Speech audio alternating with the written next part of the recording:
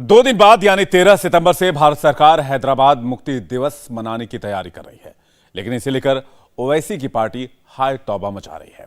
ओवैसी कई दिनों से राजाकार का नाम लेकर भारत सरकार और बीजेपी पर ताबड़तोड़ हमले किए जा रहे हैं।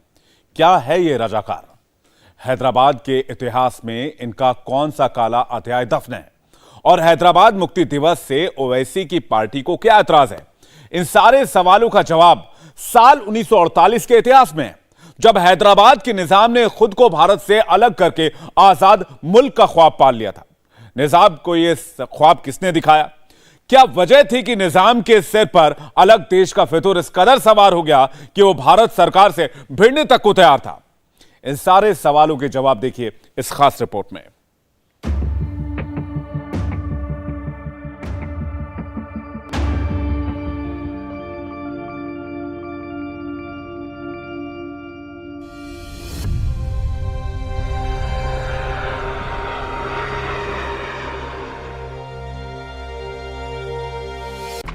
तेरह सितंबर 1948 सुबह के 4 बजे भारतीय सेना की 4 टुकड़ियां 4 तरफ से हैदराबाद रियासत की सीमाओं में दाखिल हो रही थीं।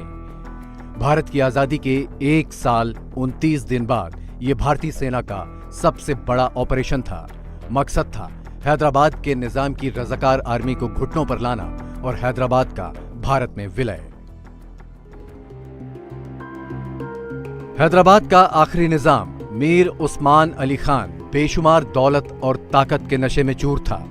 वो किसी भी कीमत पर हैदराबाद को भारत का हिस्सा बनाने को तैयार नहीं था, लेकिन गृहमंत्री सरदार वल्लभ भाई पटेल ठान चुके थे कि हैदराबाद भारत में शामिल होकर रहेगा, और इसका फैसला करने के लिए वो अपनी ही सरकार से भिड़ गए थे। ये मतभेद बहुत स्पष्ट तरीके से दिखाई देता है सरदार पटेल में और पंडित नेहरू में। पंडित नेहरू इस पक्ष में हैं कि बिना सैन्य कार्यवाही किए इसको हम सुलझा लें तो अच्छा रहेगा, जैसा कि माउंटबेटन का भी मत था, और ये चाहते हैं कि किसी भी स्तर तक जाकर इस प्रश्न को सुलझाना ही चाहिए। 13 सितंबर की तारीख से पहले भी 2 बार भारतीय सेना हैदराबाद के किले को भेदने की तैयारी कर चुकी थी, लेकिन दोनों बार ऐन वक्त पर फैसला टाल दिया गया। तीसरी बार भी ऐसी ही तैयारी की भनक निजाम को लग चुकी थी। उसने तत्कालीन गवर्नर जनरल राजगोपालाचारी को चिट्ठी लिखकर आर्मी एक्शन रोकने की अपील की। निजाम की चिट्ठी का जवाब देने के लिए एक बैठक बुलाई गई थी। प्रधानमंत्री जवाहरलाल नेहरू, राजगोपालाचारी और रक्षा सचिव की बैठक में जवाबी चिट्ठी का मसौदा तैयार किया जा रहा था। इसी बैठक में पटेल ने खुलासा किया कि भारतीय फौज तो हैदराबाद में पहले ही घुस चुकी है और अब इसे रोकना मुमकिन नहीं है। 5 फुट 3 इंच का निजाम जिस जिद पर उतारू था, उसे पटेल देश के पेट में कैंसर के मर्ज की तरह देख रहे थे।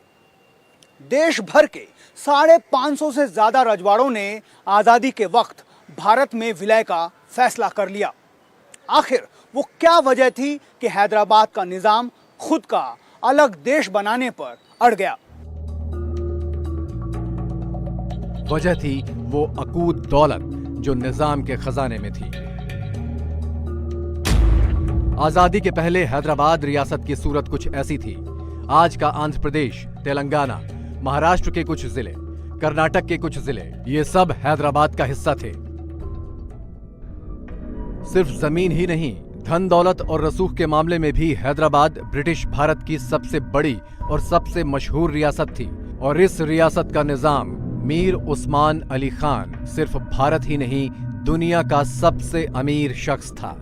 ये बात किसी और ने नहीं बल्कि टाइम मैगजीन ने मानी थी। ये टाइम मैगजीन के 1937 में प्रकाशित अंक का कवर पेज है। तस्वीर हैदराबाद के निजाम मीर उस्मान अली खान की है और कवर पेज में निजाम को दुनिया का सबसे धनी आदमी बताया गया है। गोलकुंडा की खान वहाँ थी, तो मोतियों का शहर था वो, आज भी मोतियों का शहर उसे हम कहते हैं। तो इस तरह की जो धन संपदा है वो बहुत बहुत बड़ी मात्रा में थी, इसलिए जनसामान्य में बहुत तरह तरह की चर्चाएं उस धन संपदा को लेकर कही सुनी जाती थी कि उसके पास जो संपदा थी या जो धन की मात्रा थी उससे कई देश खरीदे जा सकते थे। इस तरह की चर्चाएं होती थी। निजाम के खजाने में ऐसा क्या था जिसे वो मरते दम तक सीने से लगाए रखना चाहता था? उस दौर में निजाम करीब 13,000 करोड़ की दौलत का मालिक था। इसमें से 400 करोड़ रुपए कीमत का तो सिर्फ सोना चांदी था। करीब 800 करोड़ कीमत के बेशकीमती हीरे जवाहरात के भंडार थे। इनमें से अकेले एक हीरे की कीमत 400 करोड़ के आसपास थी। 185 कैरेट का ये नीले रंग का जैकब हीरा दुनिया का सबसे बड़ा हीरा था। इस हीरे को निजाम अपनी टेबल पर पेपर वेट की तरह इस्तेमाल करता था। निजाम के पास हीरे की गोल्फ बॉल भी थी। अंग्रेजी राज में भी निजाम के पास अपनी सेना थी। निजाम के पास खुद की रेलवे और डाक तार विभाग भी था। निज़ाम का जो करेंसी था उसका वैल्यू इंग्लैंड के पाउंड्स से भी बहुत बड़ा था। हैदराबाद रियासत को ये ठाठ निजाम की कई पीढ़ियों से विरासत में मिले थे। निजाम राजघराना हमेशा से ईस्ट इंडिया कंपनी और ब्रिटिश राजशाही का चहेता था। टीपू सुल्तान के खिलाफ लड़ाई हो या मराठाओं के खिलाफ, निजाम ने हर बार अंग्रेजों का साथ दिया। यही वजह रही कि हैदराबाद पर लंदन की कृपा बनी रही और निजाम पर बेशुमार दौलत की बरसात होती रही। अपने पूर्वजों की तरह ही मीर उस्मान अली खान ने भी अंग्रेजों से वफादारी निभाई और बदले में उसके ऐशो आराम का ऐसा साम्राज्य कायम हुआ जिसके किस्से सुनकर दुनिया भौचक्का रह जाती थी। निजाम के शराब के शौक के लिए उसकी अपनी प्राइवेट डिस्टिलरी थी। इसमें सिर्फ निजाम और उसकी पार्टियों के लिए शराब बनाई जाती थी। निजाम की सुरक्षा के लिए सेना के अलावा 3000 अफ्रीकी बॉडीगार्ड की ब्रिगेड थी। महल में 38 लोगों का स्टाफ सिर्फ साफ सफाई के लिए था। 28 लोगों का स्टाफ सिर्फ पानी पिलाने के लिए था। निजाम की अपनी करेंसी थी जिसे उस्मानिया सिक्का कहा जाता था। दूसरे विश्व युद्ध में निजाम ने ब्रिटिश फौज को 2 लड़ाकू जहाज दिए थे। इस मदद के लिए 1946 में ब्रिटेन ने निजाम को सम्मानित भी किया था। दुनिया के सबसे अमीर शख्स की एक और सच्चाई थी। वो सच्चाई ये कि निजाम की दौलत का अंबार किसानों और मजदूरों की लाशों पर खड़ा था। निजाम, उसके सामंत, उसके दीवान, उसके जागीरदार, उसके मनसबदार तो दौलत में खेल रहे थे, लेकिन मजदूरों और किसानों की हालत बंधुआ मजदूरों जैसी थी। विरोध और सुनवाई की कोई जगह नहीं थी। ऐसे माहौल में 1944 में तेलंगाना के इलाके में निजाम शाही के खिलाफ विरोध के सुर उठने लगे। नालगोंडा, वारंगल और करीमनगर इलाकों में किसानों के संगठन खड़े होने लगे और निजाम विरोधी इन गतिविधियों को वामपंथी संगठनों की मदद मिलने लगी। इसी दौर में हैदराबाद रियासत के तेलुगु भाषियों के लिए पहली बार अलग राज्य विशालांध्र की भी मांग उठी। यहाँ 2 मूवमेंट चल रहे थे। एक रजाकार मूवमेंट था, वो भी आर्म्ड, यानी बिल्कुल जो है हथियार लेकर, यानी बिल्कुल जो है लेकर चलते। इसके काउंटर में कम्युनिस्ट पार्टियों का आर्म स्ट्रगल चल रहा था। लेकिन इसमें हिंदू कम्युनिटी को सैंडविच किया गया। नलगोंडा, वारंगल और कुछ इलाके जो है निजामाबाद के इलाके, ये बड़े इफेक्ट हुए। विभाजन की इस मांग के पीछे भी एक बड़ी वजह थी। वो ये कि उर्दू भाषी निजाम की रियासत में धर्म के आधार पर खुलेआम पक्षपात की शिकायतें भी आम थीं। प्रशासन से लेकर पुलिस और सेना तक हर जगह मुसलमानों को खास तरजीह दी जाती थी। हैदराबाद रियासत की आबादी का 85% हिंदू थे, लेकिन सेना के 1765 अफसरों में से 1268 मुसलमान और सिर्फ 421 हिंदू थे। 600 से 1200 रुपए मासिक की मोटी तनख्वाह पाने वालों में 59 अफसर मुसलमान और सिर्फ 5 हिंदू थे। रियासत की 40% जमीन पर निजाम और उसके खासम खासों का कब्जा था। कम्युनल उस टाइम तक नहीं था। जब कासिम रजवी का एंट्री हुआ, जब पदार्पण हुआ, तब वो एक अपना वर्चस्व, मुस्लिम वर्चस्व बताने की कोशिश की गई। वहां से डिट्रेशन निजाम का शुरू हुआ। हैदराबाद रियासत में हिंदू और मुसलमानों के बीच खाई बढ़ाने का जिम्मेदार एक और शख्स था। ये था कासिम रिजवी। कासिम रिजवी 1946 में MIM यानी मजलिसे इत्तेहादुल मुसलमीन का अध्यक्ष बना। MIM के सदस्यों को हथियार ट्रेनिंग देकर रजाकार फौज बनाई गई थी। कासिम रिजवी के अध्यक्ष रहते रजाकार की संख्या 2 लाख तक पहुंच गई। 1946 से 1948 तक इसी रजाकार फौज ने हिंदुओं पर चुन चुन कर हमले किए। हैदराबाद का निज़ाम आसिफ और कासिम रिजवी दोनों के संबंध एक आधार पे तो तय ही होते थे कि दोनों की जो मानसिकता थी, दोनों का जो विचार था, वो लगभग एक जैसा था। मुस्लिम राज्य की स्थापना हो, मुस्लिम राष्ट्र की स्थापना हो, इस्लामिक राष्ट्र की स्थापना हो, ये विचार दोनों का एकदम सेम था। इसमें एक क्लोज बॉन्डिंग इस वैचारिकी के आधार पर दोनों में थी। निजाम की शय पर कासिम रिजवी और उसकी रजाकार फौज की ज्यादतियां इतनी बढ़ गईं कि बदले की कार्रवाई में कुछ लोगों ने निजाम को भी निशाना बना लिया। इन्हीं में से एक थे नारायण पवार, जिन्होंने निजाम पर बम फेंका था। पिताजी सोचे थे, जो राजा था निज़ाम का, यहाँ पे जो राजा था उनके 2 बेटे थे, उनके नाम मेरे को याद नहीं है। तो अगर पिता की हत्या कर दी जाए तो ये दोनों बेटों में कोई ना कोई भारत देश को अप्रोच करेगा, अप्रोच करके उनसे मदद मांगेगा। सो किसी तरह से ये जो हैदराबाद स्टेट है वो भारत देश में विलीन होना चाहिए। सो उस हिसाब से पिताजी ने पूरा प्लान करके निज़ाम के ऊपर बम डालने का प्लान बनाया था। लेकिन अपनी रियासत को खुल्लम खुल्ला सांप्रदायिक उन्माद की गिरफ्त में देखने के बावजूद निजाम पूरी तरह से कासिम रिजवी के नियंत्रण में था और रिजवी उसे अलग मुल्क बनाने का ख्वाब दिखा रहा था। निजाम को इस बात की बहुत ज्यादा फिक्र थी कि अंग्रेजों के देश छोड़ने के बाद उसके राजपाट और शानो शौकत का क्या होगा। लेकिन 3 जून 1947 को माउंटबेटन ने आजादी का जो मसौदा पेश किया, उसे देखकर निजाम की बाँछें खिल गईं। माउंटबेटन प्लान में रजवाड़ों के लिए खास बंदोबस्त था। रजवाड़ों को पाकिस्तान या भारत में से किसी एक के चुनाव का अधिकार था, या फिर वो चाहें तो स्वतंत्र रहने का भी प्रावधान था। ज्यादातर रजवाड़े अपनी सुरक्षा को लेकर ब्रिटिश हुकूमत पर निर्भर थे। उनके पास अपनी फौज नहीं थी, लेकिन निजाम की स्थिति अलग थी। अंग्रेजी राज में भी उसके पास अपनी खुद की फौज थी और इसी के बलबूते वो भारत के बीचों बीच जमीन से घिरे होने के बावजूद अपने स्वतंत्र देश का ख्वाब देखने लगा। 12 जून 1947 को ही निजाम ने इसका ऐलान भी कर दिया कि वो ना तो भारत में शामिल होगा ना पाकिस्तान में। 15 अगस्त 1947 को देश की आजादी के वक्त हैदराबाद रियासत भारत के नक्शे का हिस्सा नहीं थी, बल्कि इसी दिन निजाम ने हैदराबाद की आजादी की घोषणा कर दी। निजाम ने कॉमनवेल्थ की सदस्यता के लिए भी ब्रिटेन को चिट्ठी लिखी, जिसे खारिज कर दिया गया। बाद में माउंटबेटन ने निजाम को जनमत संग्रह का भी प्रस्ताव दिया, लेकिन इसे निजाम ने खारिज कर दिया। बल्कि मान्यता पाने के लिए निजाम ने यूरोप के कई देशों में अपने अफसर भेजने शुरू कर दिए। हाँ, 54 में पैदा हुआ मैं। हमारी दादी हमको ये बताते थे कि यहाँ पे हिंदुओं को मारते थे बहुत, और लूट लेते थे, लेडीज़ का रेप करते थे। हाँ, हमारे पिताजी साहब वो एक बम बनाए थे वो टाइम पे निजाम के ऊपर फेंकने के वास्ते, तो वो भी घर में अभी तक था हमारे पास। उसको बाद में डिस्पोज करे, फिर वो फेंके नहीं और हमारे पिताजी को अरेस्ट करके लेके गए थे। निजाम भारत के साथ पाकिस्तान से भी अलग रहने की मंशा जता चुका था। इसके बावजूद जिन्ना के साथ उसके गहरे ताल्लुकात थे और उसकी ख्वाहिशों को जिन्ना का पूरा समर्थन था। बदले में निजाम ने पाकिस्तान को 20 करोड़ रुपए का कर्ज देने और कराची में एक व्यापार एजेंट नियुक्त करने का ऐलान किया था। जिन्ना और निजाम का ये याराना सरदार पटेल की योजनाओं में सबसे बड़ा रोड़ा था। निजाम पर किसी फौजी कार्रवाई से पहले उन्हें यह भी सोचना था कि ऐसे हालात में पाकिस्तान कैसे प्रतिक्रिया करेगा। पटेल ने एक बार सेना के चीफ कमांडर के.एम. करियप्पा के साथ बैठक की थी।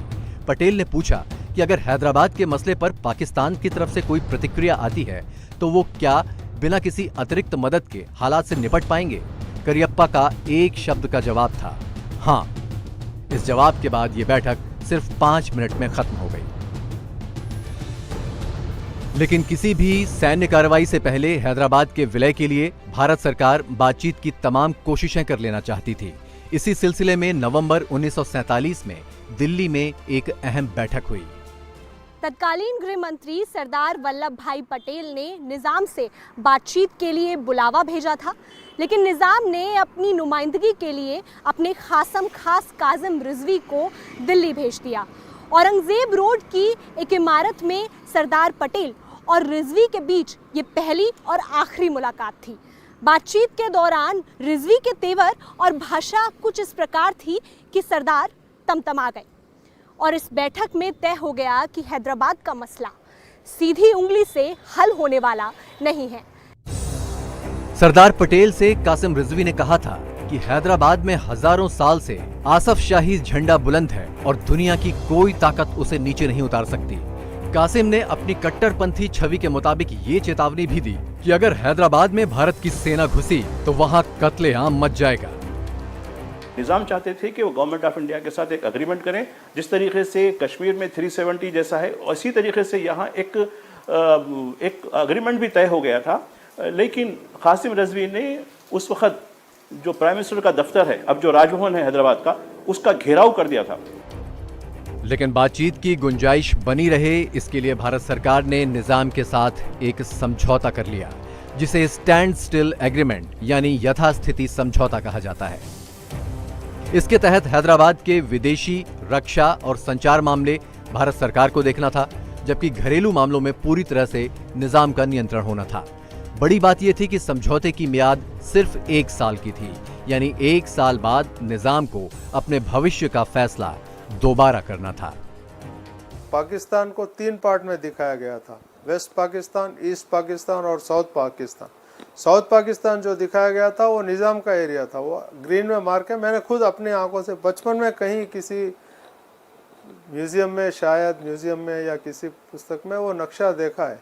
वो लोग या तो इंडिपेंडेंट रहना चाहते थे या फिर वो जाके पाकिस्तान में मिलना चाहते थे।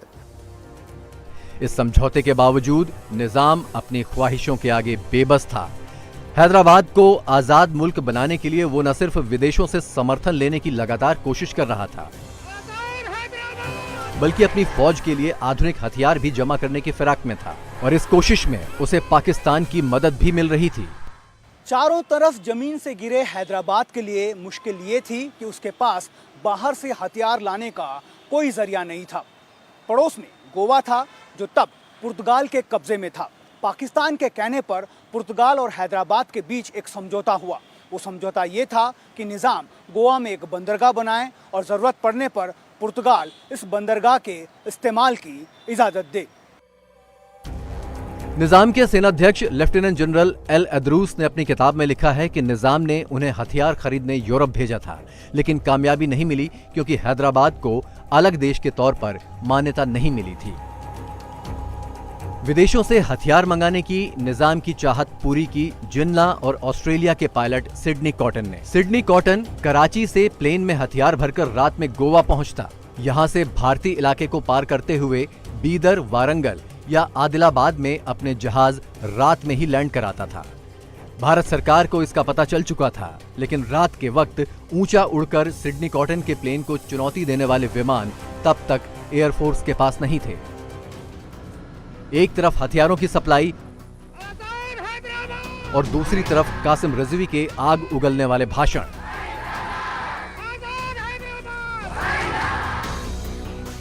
इन दोनों की बदौलत निजाम को यह लगने लगा कि अगर भारत ने जोर जबरदस्ती की तो वो जवाब दे सकता है।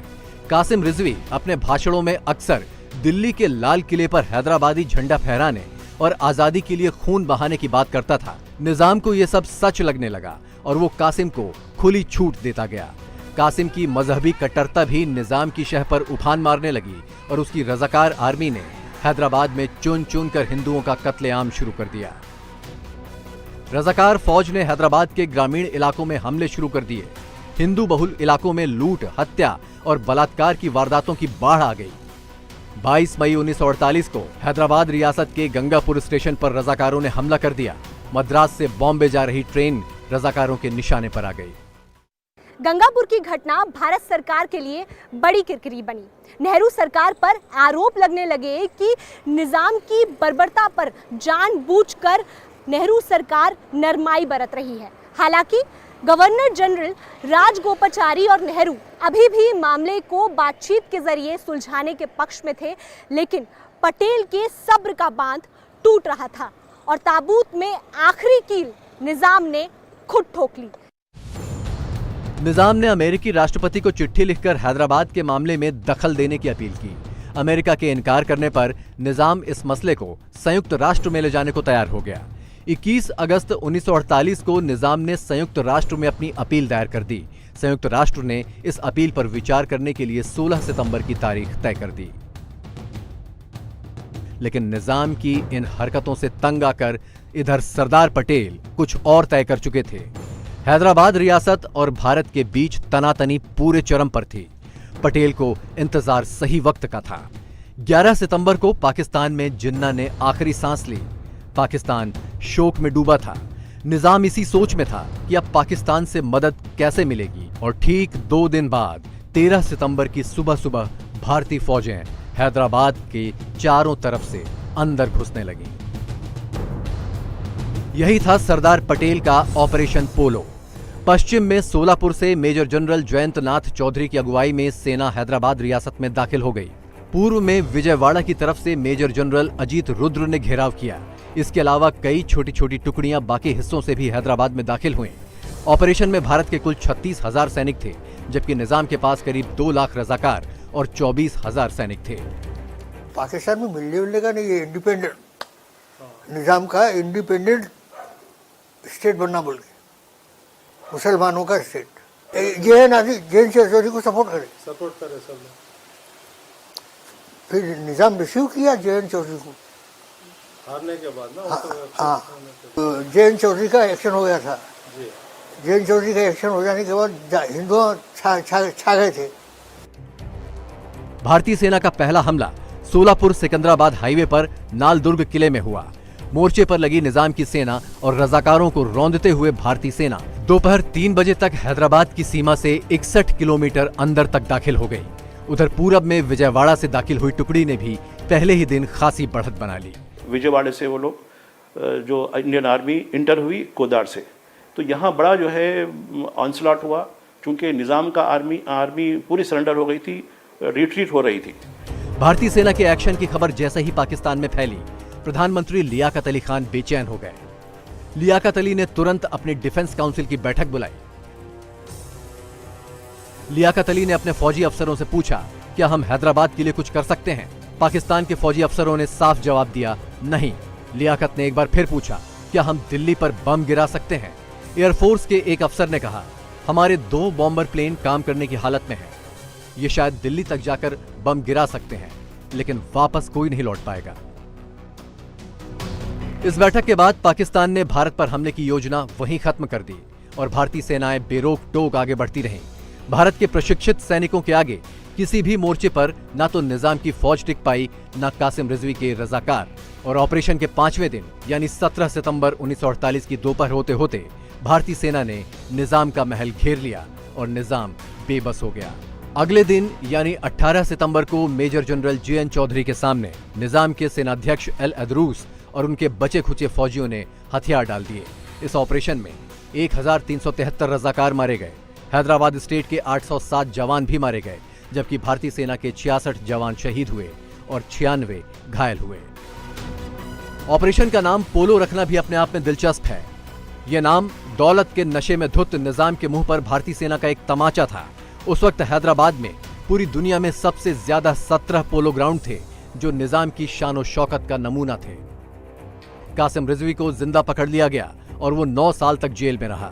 1957 में उसे रिहा किया गया और 48 घंटे के भीतर देश छोड़ने का आदेश दिया गया। रिजवी पाकिस्तान चला गया, लेकिन जाने से पहले अपनी पार्टी MIM अब्दुल वाहिद ओवैसी के सुपुर्द कर गया। ओवैसी ने पार्टी के संविधान में बदलाव किए और नाम में ऑल इंडिया जोड़कर इसे AIMIM बना दिया। ये पार्टी अब उनके पोते असदुद्दीन ओवैसी चला रहे हैं। मैं आपसे मुखातिब होकर कह रहा हूं, सुनो, जो रजाकार थे वो पाकिस्तान चले गए, जो वफादार थे वो मजलिस इत्तेहादुल मुस्लिमीन, जो रजाकार थे वो पाकिस्तान चले गए, जो वफादार थे वो हिंदुस्तान में हैं। जो वफादार हैं वो सुबह क़यामत तक रहेंगे। निजाम का नाम उस दौर में हिज एक्सॉल्टेड हाइनेस की पदवी के साथ लिया जाता था। इसका मतलब था पद में बेहद ऊंचा शख्स। ऑपरेशन पोलो के बाद 1949 की फरवरी में जब सरदार पटेल का विमान हैदराबाद के बेगमपेट हवाई अड्डे पर उतर रहा था, तो निजाम भी वहां मौजूद थे। विमान की खिड़की से निजाम को देखकर सरदार पटेल ने अपने सचिव V. शंकर से कहा था, so his exhausted highness is here, यानी थका हारा निजाम भी यहीं पर है।